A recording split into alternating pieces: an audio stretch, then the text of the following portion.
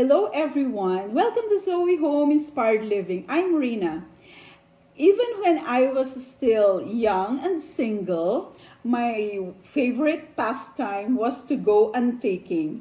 And the places that I frequented were the antique and thrift stores along Kalayaan Avenue in Quezon City.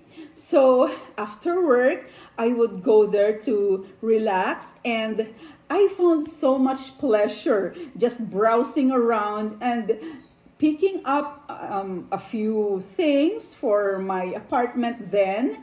Sometimes a bowl, a unique and rare bowl.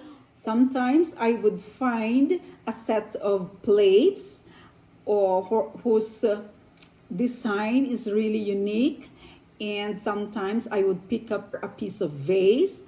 I had a small collection of milk glass. Yes, I did love milk glass back then.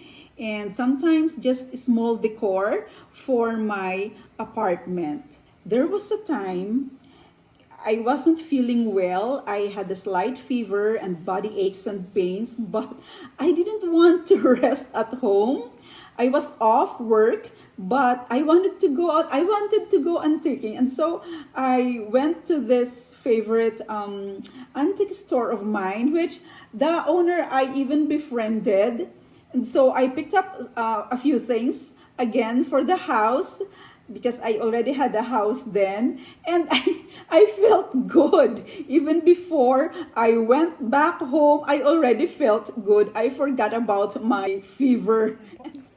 So through the years, I was able to collect antique and vintage home decor for my home. So there was, until now, I am using it in my bathroom, a beveled gold lift mirror, console tables, and other pieces of furniture, small furniture, and home decor that I had kept all these years.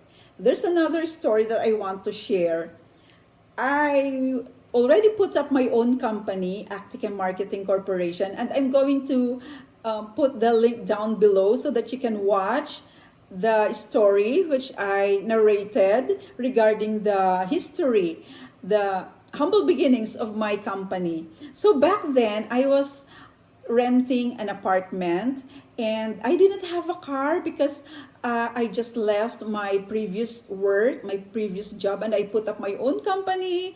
And every day I went to present my products, which are cosmetic ingredients. And there were times when I went back home to my apartment in the afternoons after visiting clients, and I was tired and feeling sometimes disappointed because I had not yet had my breakthrough, and I would feel so down. And then one afternoon, I dropped by this small supermarket near my apartment.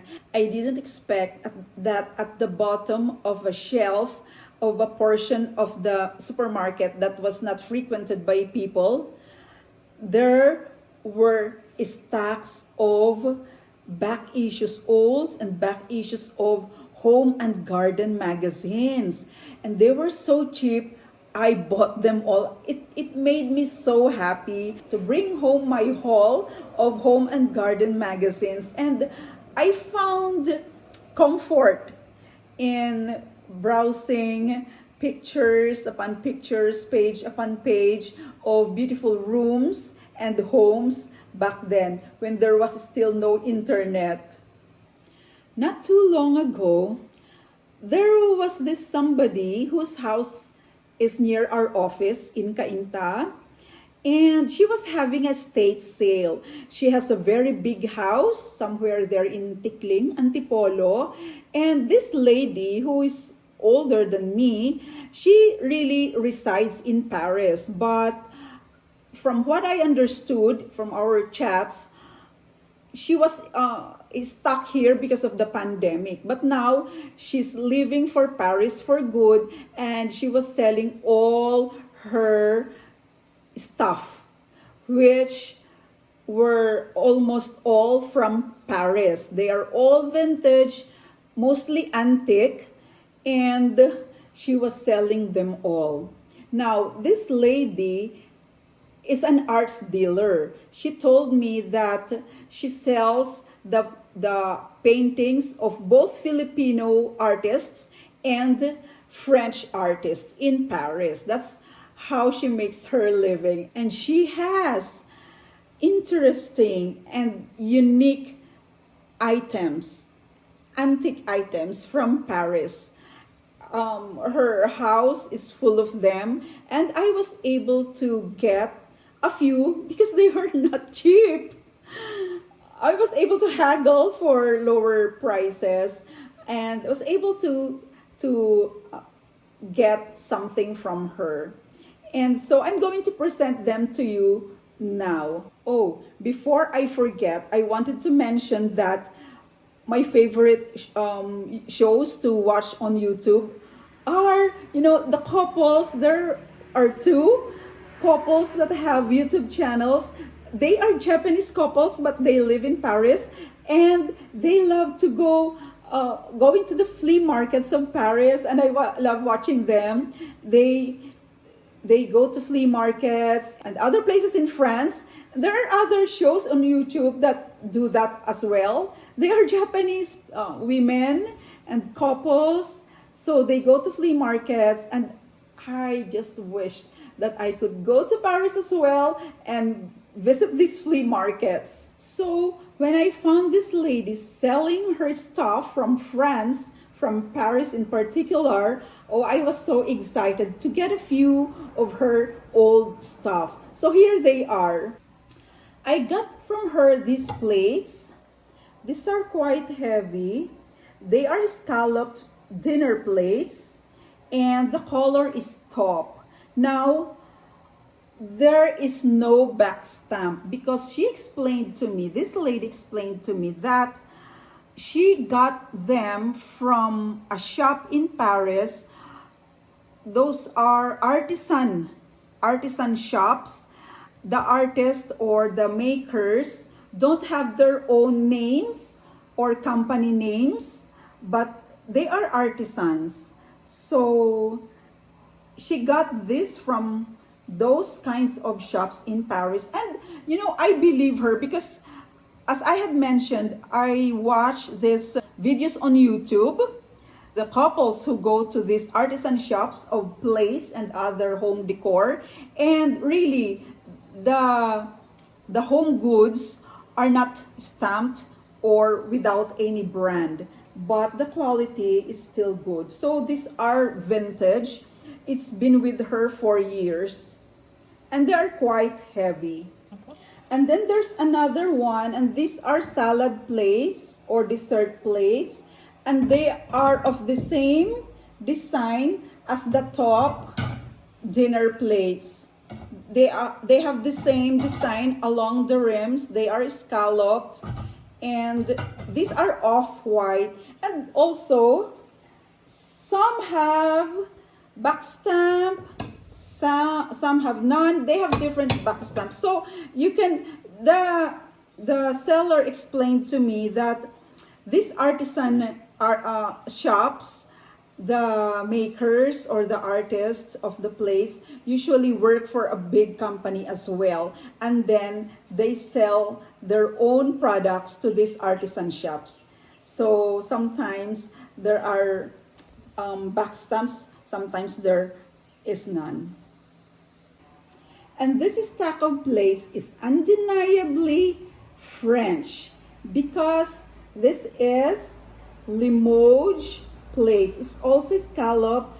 It's like a flower design, and the size is for salad plate or dessert plate, and these are Limoges plates. So there is a back stamp, Limoges, and made in France.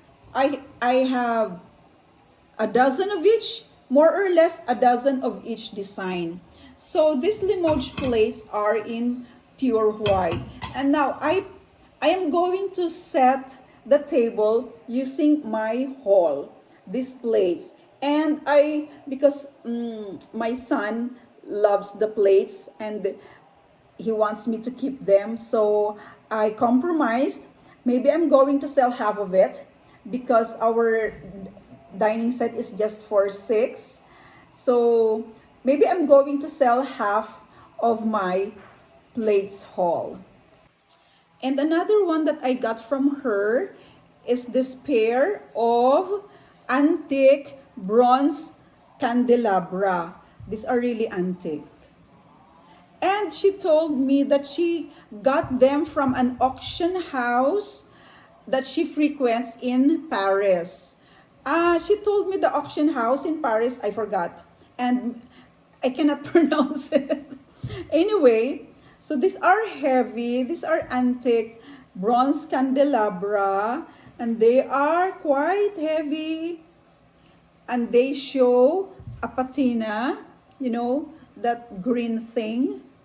It has patina, and I plan to brush them up with metallic gold just to enliven them, make them vibrant again. So these two bronze, antique bronze candelabra, look at the design there. It's twisting like that. And another one that I got from her is this, another bronze, antique bronze candelabra, and it doesn't have a pair, it's just alone. This one, it also shows an antique patina. These are candelabra, low candelabras. And then this pair, oh, these are heavy. This pair of letter holders, I'm going to show you. So this is a pair of antique letter holders, and it's a pair. I understood that it could also be bookends. Look, there. They are very heavy, thick and heavy. So they could be bookends, they could be letter holders, at the same time bookends, and you can also use them for table napkins, to hold table napkins on the dining table. And then there is a trinket shell-shaped dish there attached. These are heavy, and these are also antique, which she got from that auction house in Paris. And I plan to sell this pair of letter holders because I don't get letters anymore. And you can also use it as napkin holders. Look, there. It's a pair. And they are very heavy. So I also plan to touch them up with metallic gold. Now we are going to set the table using my haul, some other items that I have, which I want to feature on the table. I have yards and yards of this fabric, and I intend to feature this pattern in my upcoming decorating Victorian cottage theme video. And I call this pattern Cottage Garden. Yes, and I'm going to use up a portion of this to make table napkins for today's table setting. This will perfectly match the color of the top scalloped plates. So let's get cutting. So these are the pieces of table napkins that I'm going to hem. And I got 8 pieces. It's not exactly 18 by 18. It's quite rectangular because I wanted to maximize the whole width of my fabric. And so I was able to get 4 pieces for each width of the fabric, and times 2, and that's 8 pieces table napkins. So let's sew.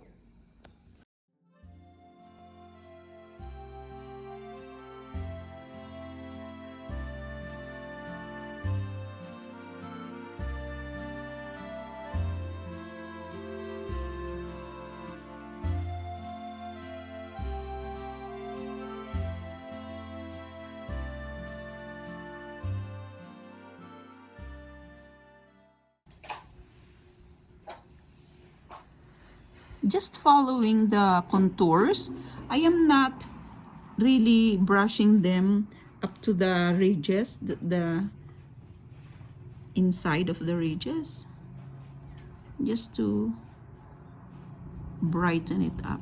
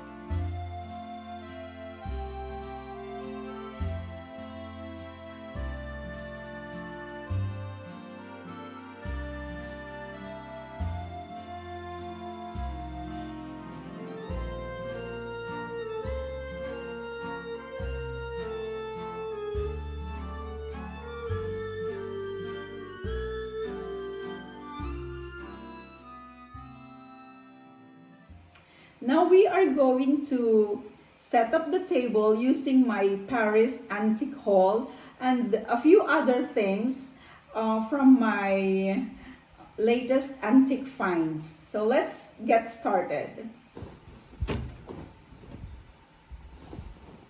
So this is a tablecloth from my tablecloth collection, and it is cotton linen with this beautiful and exquisite crochet design, and also there is embroidery, and you will see later that it perfectly matches the top plates from Paris. As exquisite as this tablecloth is, I am going to layer it with a runner, which is a silk damask, because we need to have a contrast of colors. All right. We made this centerpiece using my crystal and brass collection. It's a large vase with handles, and we got a foliage again, wild foliage from the mountains using this. So we stabbed it into the oasis, and we mixed it up with this faux flowers so that it will be more lively, more natural looking. So I'm not going to use placemat anymore, so that I will be able to feature this beautiful tablecloth.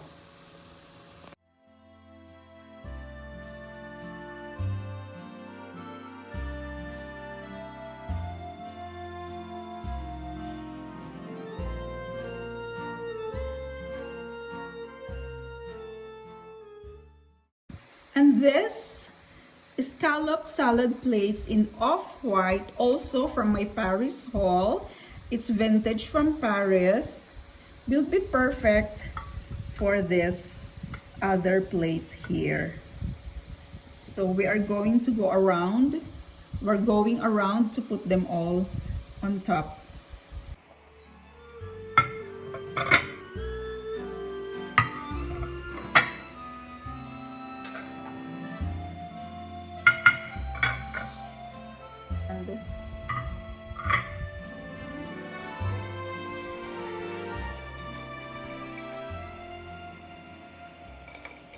We have retouched them with metallic gold, brushing very lightly just to enliven it, make it very shiny, quite shiny, because it has lots of patina. And yes, they look better with the touch up.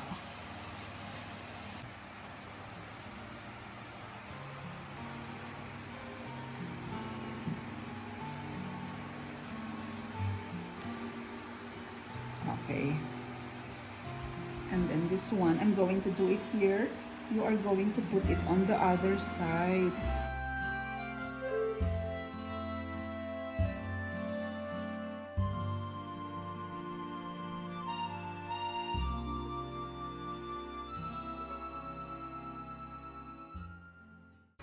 This is a bird figurine, 1 out of 6 pieces that I got. It's from United Kingdom. And I just want to incorporate here in our table setting. And I'm going to use it for the place card like that. So around the table for 6 persons, there will be a bird and their name under it.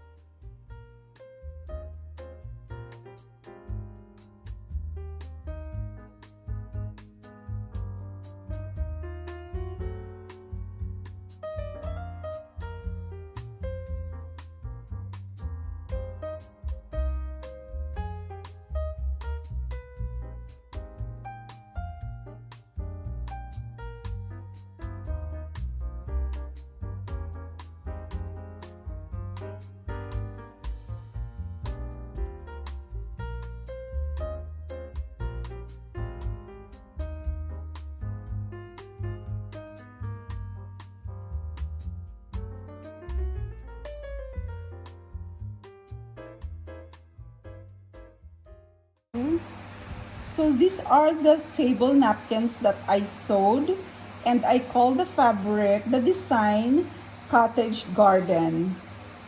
And yes, it perfectly matches our plates.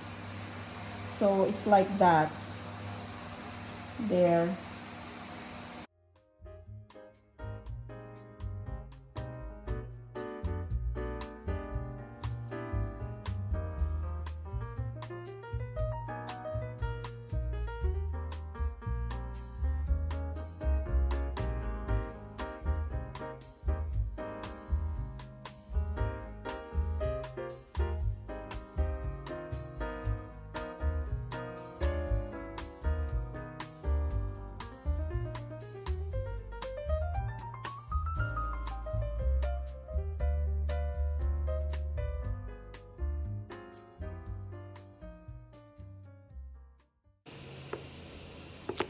This is a vintage set of Solingen, Germany. It's a two-tone cutlery set, and they are unused. And this will be available also in my online store, ZOE Home. So this is the set that we are going to use and feature in our table setting.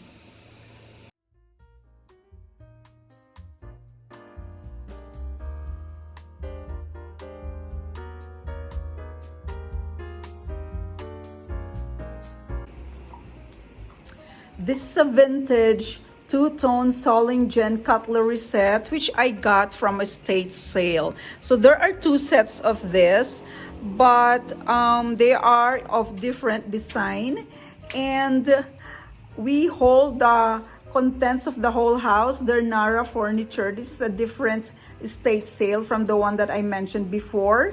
And I got this also. And it's a 42-piece cutlery set, service for 4. It will be available on my online store, ZOE Home.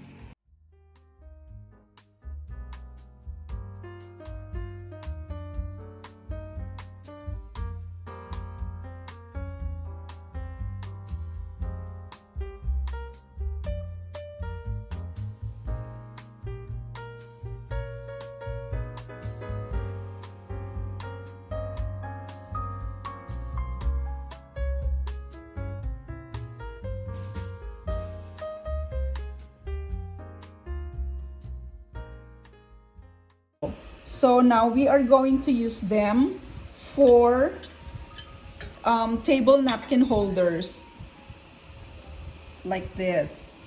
Look, there you go.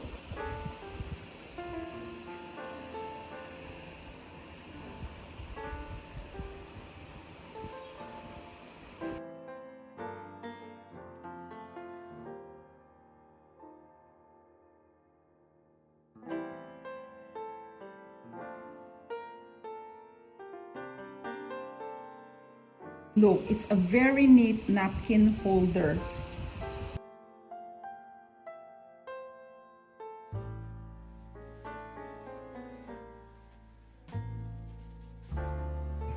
We are also featuring this glass. It's a set of 6. It's in, what do you call this color? It's burgundy. Okay. I like this reproduction glasses. If you don't have vintage ones, if there's nothing to be had, it's all right to use these reproduction glasses. They still look good on your table.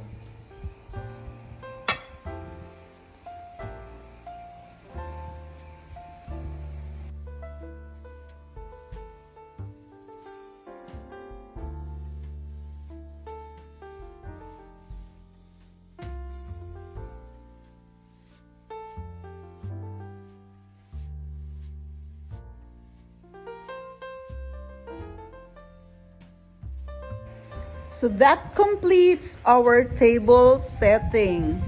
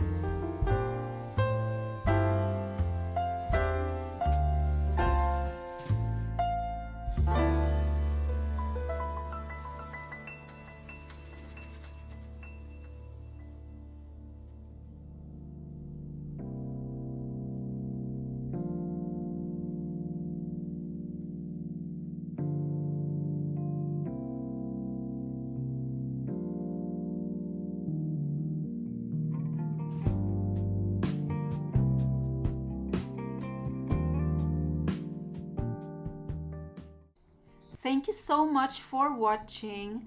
I appreciate each one of you, all those who have already subscribed and those who watch all my videos and leave their comments.